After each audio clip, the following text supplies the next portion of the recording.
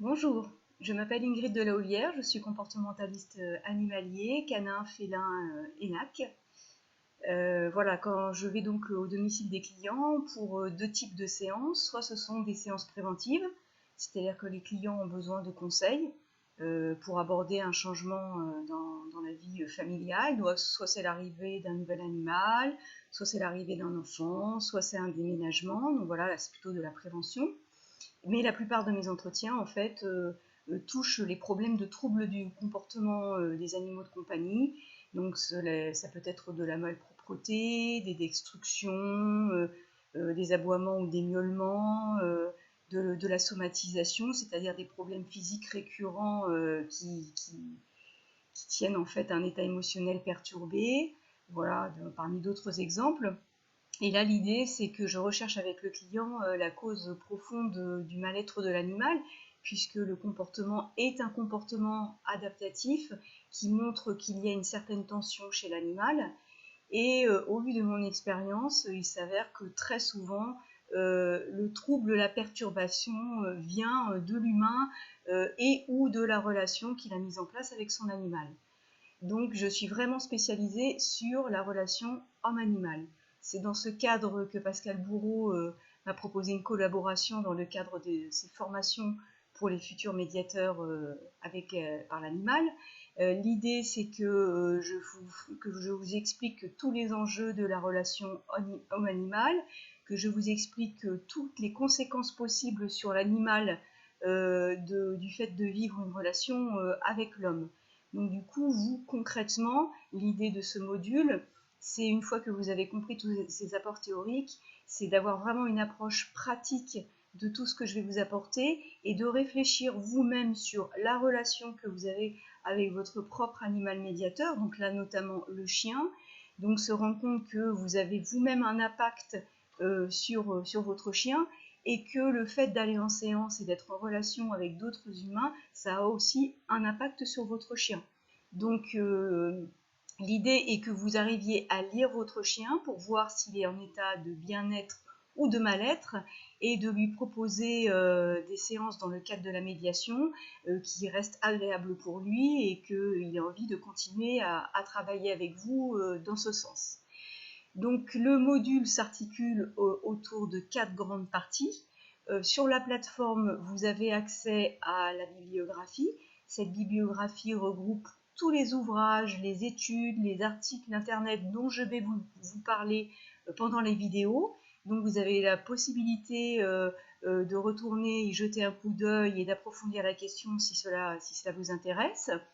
Et il est accompagné aussi d'un questionnaire que je vous demanderai d'aborder au cours des différentes vidéos pour en fait vraiment vous poser des questions sur vos propres attentes, l'attente que vous avez du métier de médiateur, l'attente que vous avez de votre animal et sur la façon dont vous envisagez le métier, toutes les questions ou les objectifs ou les points d'achoppement auxquels vous avez déjà réfléchi sur votre future pratique. Donc l'idée, c'est vraiment que vous passiez de la théorie et de la pratique et que derrière, vous ayez une vision claire de vous qui vous êtes en tant que médiateur, de la relation que vous avez avec votre chien médiateur et pour ceux qui ont déjà un chien, de qui est ce chien et comment vous pouvez travailler avec lui pendant des séances, vraiment dans un cadre serein. Voilà. Donc on va détailler le sommaire. Donc comme je vous le disais, le module se sépare en 4 parties. La première partie va donc parler de la relation homme-animal. Donc on va parler des bienfaits physiques et sur l'homme et sur l'animal. Et ensuite on va aborder un petit peu ce que représente l'animal pour nous. Donc les différents symboles que représente le chien à travers la culture de l'humanité. Et ensuite on va taguer des grandes étapes dans l'histoire de la société pour montrer comment le statut de chien a évolué.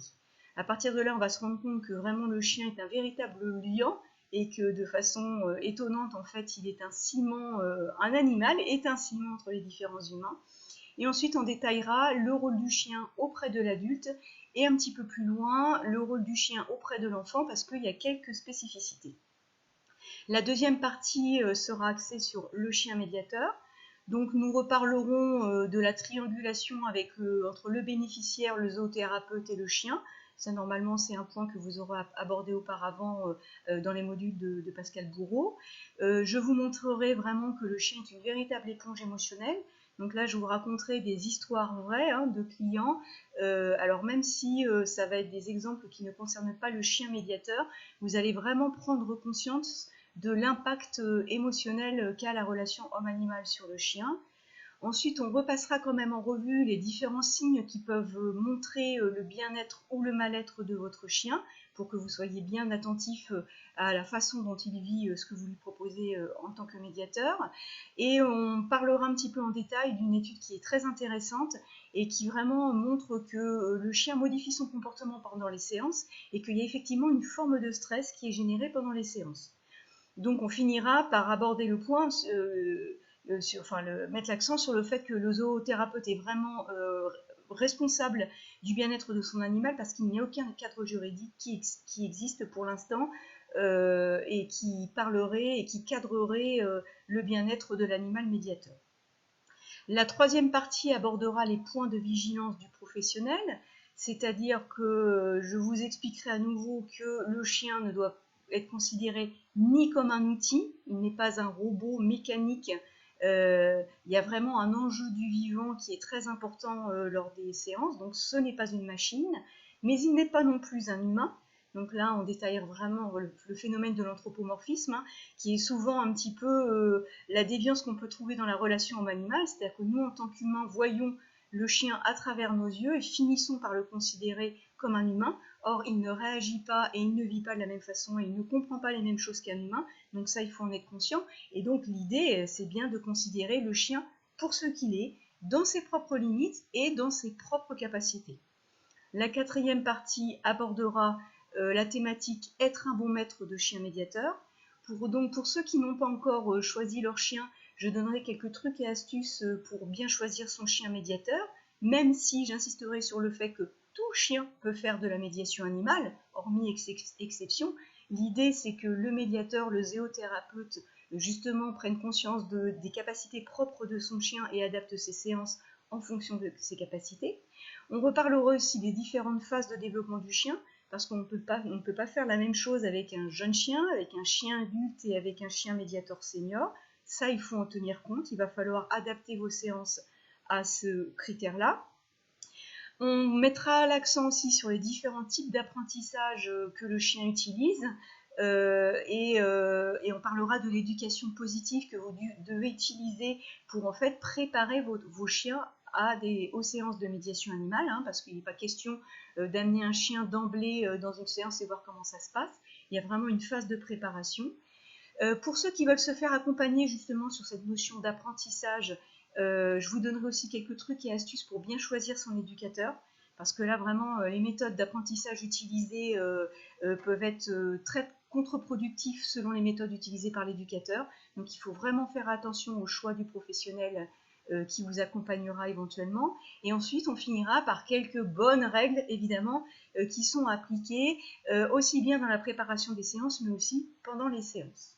Voilà, donc sur ce module e-learning, vous avez accès à la bibliographie, c'est-à-dire que pendant l'ensemble des vidéos, je citerai différents articles, différents livres, différentes études.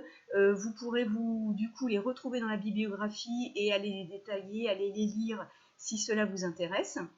Et à côté de ça, vous avez en fait un questionnaire qui va vous permettre vraiment de rendre pratique tous les apports théoriques que je vais vous donner. C'est-à-dire que l'idée, c'est qu'à travers les différentes vidéos, je vous dirai d'aller voir ce fichier où il y aura un listing de questions. Et l'idée, c'est vraiment que vous vous posiez des questions sur vos propres attentes, l'attente que vous avez envers votre chien, l'attente que vous avez envers le métier de médiateur, la façon dont vous envisagez ce métier, la façon dont vous avez peut-être pensé la préparation de votre chien ou le vécu des séances. Donc vraiment, l'idée, c'est de relier tous les apports théoriques avec votre future pratique et que vraiment vous réfléchissiez en amont sur la question pour que tout se passe bien, et pour vous, et pour les bénéficiaires, et pour votre chien. Voilà, je vous remercie de votre attention, et donc je vous dis bientôt dans les futures vidéos.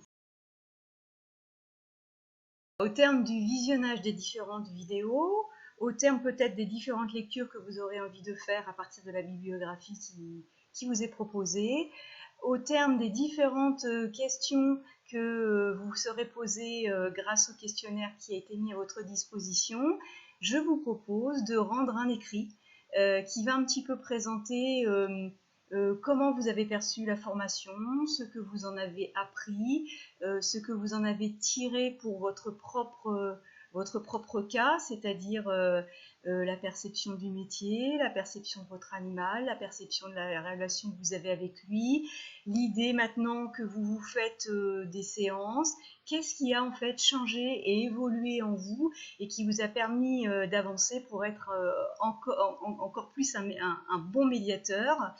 Donc je vous propose un écrit qui pourra suivre la trame qui vous est proposée dans le questionnaire mis en ligne. Et vous m'enverrez ce questionnaire, je me laisserai 15 jours pour en prendre connaissance. Et ensuite, nous prendrons rendez-vous ensemble pour une visioconférence d'environ 1 heure. Et l'idée, c'est qu'on ait une conversation à bâton rompu sur le contenu du module e-learning ou sur des questions qui vous ont personnellement interpellé, sur des points que vous voudriez approfondir, sur des enjeux que vous voudriez aborder, des craintes, voilà. Donc l'idée c'est vraiment de vous apporter des éléments concrets sur votre future pratique, vous apporter de la sérénité dans votre future pratique et de faire pour que tout se passe bien pour les bénéficiaires, pour vous-même et pour votre chien médiateur.